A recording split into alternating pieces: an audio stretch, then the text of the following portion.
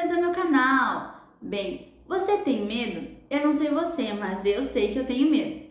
E é sobre isso que nós falaremos hoje, sobre o medo.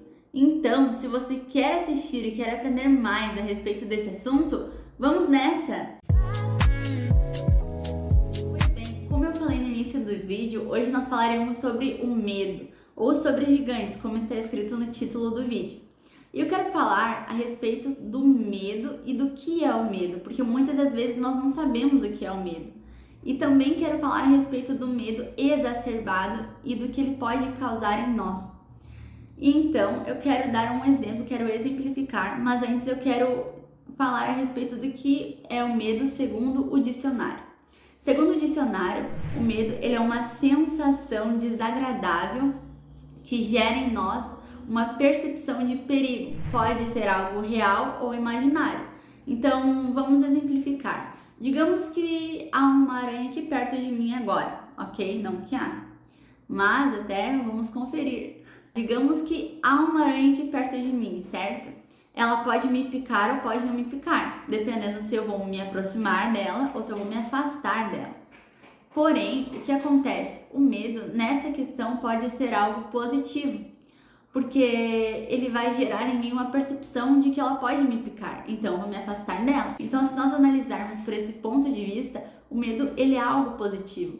Porém, quando o medo ele é algo exacerbado, ele de fato é algo negativo em nós e pode gerar más consequências, pode de fato desencadear muitos problemas. Pois bem, então eu quero falar um pouco sobre o que é o medo exacerbado. Eu não falarei exatamente sobre o medo exacerbado. Eu usarei a linguagem de gigante, porque vocês entenderão ao passar no decorrer do vídeo o porquê que eu estou falando a respeito de gigantes, ok? Agora falando sobre o medo exacerbado, o que pode gerar, o que pode desencadear em nós um medo exacerbado. Muitas das vezes existem fatores em nossas vidas, situações adversas e que muitas das vezes nós as supervalorizamos, entende? Nós não enxergamos com a ótica divina, com a ótica de Deus, nós enxergamos com a nossa ótica. Então muitas das vezes quando é imposta uma situação a nós adversa, nós tendemos sempre a olhar pelo lado negativo. Nós pensamos, não tem o que fazer, não tem saída, não tem solução, entende? Só que quando nós olhamos pela ótica divina, tem solução, entende? E é isso o que acontece, nós nos desesperamos e gera um medo em nós, o medo de que nós não vamos vencer, de que nós não somos capazes para vencer, de que não tem como, essa situação é muito difícil para nós e de fato há situações em nossas vidas que é só Jesus.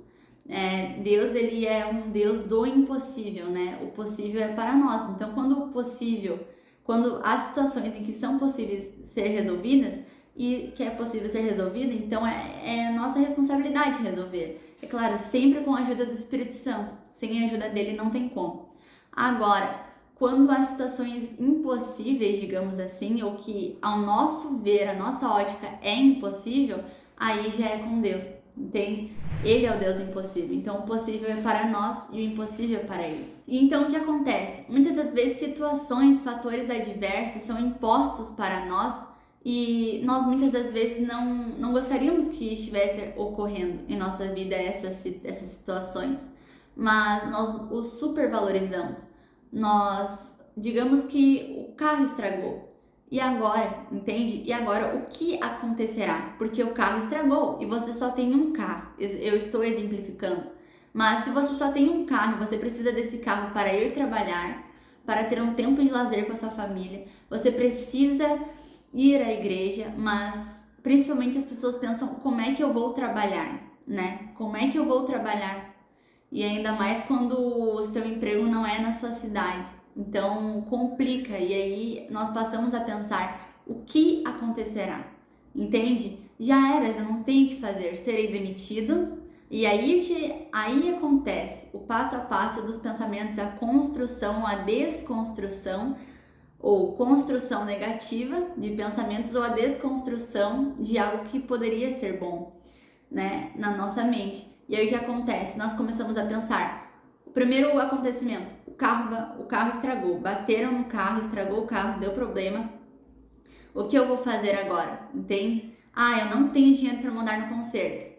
Não tem que fazer. Mas sempre tem que fazer, né? E eu já chegarei lá.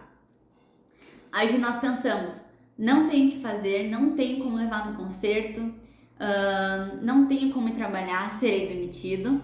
E já é uma desconstrução, não tenho como ir na igreja, vou esfriar espiritualmente, não que de fato vá, mas a igreja é essencial. E aí nós nos desesperamos por isso, entende? Nós o supervalorizamos, nós supervalorizamos uma situação, entende? Nós supervalorizamos essa situação porque a nossa ótica não tem solução. Eu usei o exemplo de um carro estragado, mas pode ser quando a pessoa perde o emprego. E agora, como é que ela vai manter o sustento na mesa? Como é que ela vai pagar as contas? Como é que vai pagar a faculdade, a conta de luz, a conta de água, as faturas do cartão, os boletos? Como é que vai pagar? Entende? Então, isso é muito complicado. E aí, o que acontece? Nós passamos a olhar as situações, a ver as situações, a nossa ótica, e esse que é o grande mal. E aí, o que acontece? O sujeito aqui na situação supervalorizou uma situação, uma questão, um ocorrido que na realidade não precisa ser supervalorizado, entende? Apenas confiar e descansar, porque ele sabe o que está acontecendo, entende? Então não supervalorize os fatores que estão ocorrendo em sua vida ou as situações adversas que estão impostas para você, está bem? Pois bem, agora nós falaremos sobre um profeta que temeu. Quando nós falamos sobre um profeta que temeu, quando eu falo em um profeta que temeu, pode ser que na hora um pensamento já venha em sua mente falando de Elias, mas eu não estou falando de Elias, ou de qualquer outro profeta, né? Eu me refiro de quando Elias fugiu de Jezabel e do rei Acabe e se escondeu na caverna, né? Mas eu não estou falando dele, eu estou falando sim do profeta Jonas. Vamos ler então em Jonas 1:3. Pois bem, eu vou resumir a situação até chegar no versículo em que eu quero ler. Então, Deus pediu para Jonas ir para Nínive e levar a palavra, ou levar aquilo que Deus tinha para falar a eles. E aí Jonas temeu. Jonas supervalorizou o fato de ter que ir para Nínive. Ele não sabia o que poderia acontecer lá. Só que se Deus mandou, se Deus pediu para ele ir, é porque Deus já sabia do que aconteceria. E quando nós lemos o livro de Jonas, nós sabemos que o final é positivo, entende? Então Deus já sabia disso. E aí o que acontece? Jonas supervalorizou um fator, ele temeu o que poderia acontecer lá. Ele não confiou no que Deus havia falado para ele, entende? E aí o que acontece? Jonas, ele se aprontou, como vamos ler aqui, porque Deus pediu o quê? Apronte-se, vá à grande cidade de Nínive e grite contra ela, porque a maldade daquela gente chegou aos meus ouvidos. Deus falando para Jonas. E aí o que acontece? Aqui em Jonas 1:3 vai dizer, Jonas se aprontou, né, como Deus pediu.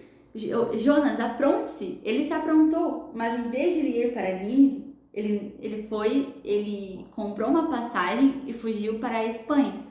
E aqui nós vamos ler no versículo de Jonas 1:3. Jonas se aprontou, mas fugiu do Senhor, indo na direção contrária. Ele desceu a Jope e ali encontrou um navio que estava de saída para a Espanha. Pagou a passagem e embarcou a fim de viajar com os marinheiros para a Espanha, para longe do Senhor.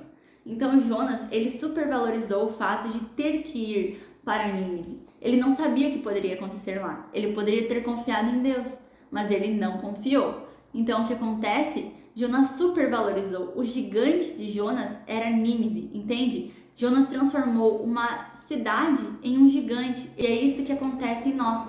Muitas das vezes nós supervalorizamos fatores, tememos e aí os tornamos gigantes, entende? Então Jonas, ele se paralisou, ele paralisou o seu propósito baseado no medo em que ele estava sentindo, sendo que na realidade era só ele confiar em Deus. Jonas não viu como Deus estava vendo, ele viu a ótica humana, não a ótica divina. Se ele visse como Deus estava vendo, ele falaria: Amém, Senhor, conte comigo, eu estou indo para lá, estou me aprontando agora e estou indo para Nínive. Mas não, Jonas, ele não confiou em Deus, ele não viu a ótica divina, mas sim a ótica humana. E é isso que nós não podemos fazer. Nós não podemos ver a ótica humana, as situações que são impostas para nós, as situações adversas, mas nós precisamos ver a ótica divina, como Deus vê a situação, entende? Deus já via que Nínive seria uma bênção lá na frente, mas só seria uma bênção se o profeta fosse para lá. Se o profeta não fosse, Nínive não seria uma bênção,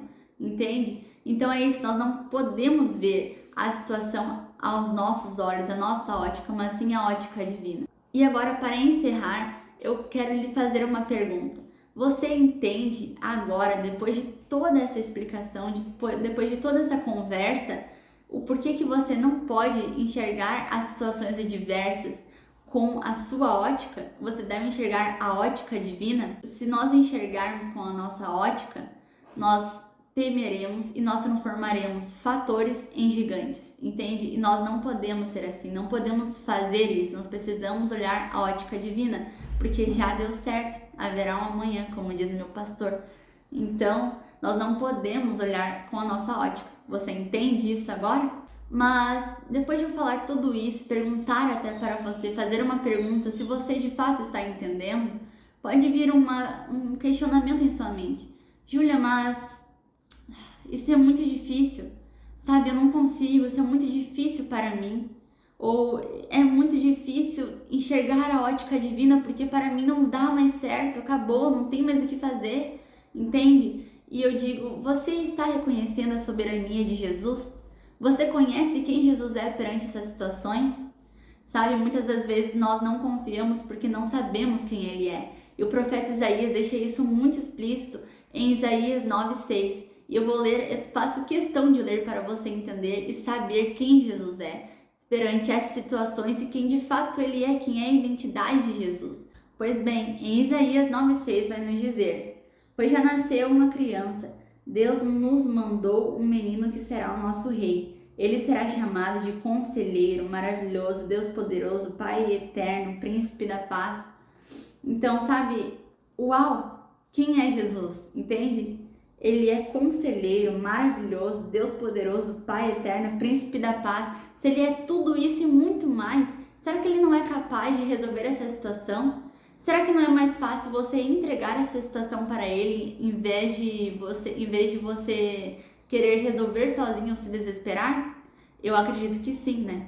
Eu sei que é difícil, eu sei que é muito difícil muitas vezes nós confiarmos, mas é necessário, se faz necessário nós confiarmos nele, entende? É necessário. Pois bem, estou encerrando o vídeo, espero que esse vídeo tenha sido uma bênção para você, pois com certeza foi bênção para mim. Assim como eu estou falando, eu estou sendo edificada. Eu peço para que você deixe seu like, se inscreva no canal e comente o que você achou desse vídeo. Comente vídeos que você quer que eu traga, temas que você quer que eu traga, tá bem? Eu também deixarei o link da live que eu fiz com o Daniel aqui embaixo para você conhecer um pouco mais de Jesus. O que nós falamos sobre Jesus e quem é Jesus. Lá no link da live. Está aqui embaixo na descrição, está bem? Vou tentar deixar aqui nos cards, não sei onde fica, vou tentar, mas não prometo, não sei, vamos ver. Pois bem, eu espero que você tenha gostado desse vídeo. Muito obrigada por ter chegado até o final e a sua visualização é muito importante para mim. Entende? O que mais importa para mim é que você seja de fato edificado através desse vídeo, está bem? Então, muito obrigada, Deus abençoe e tchauzinho!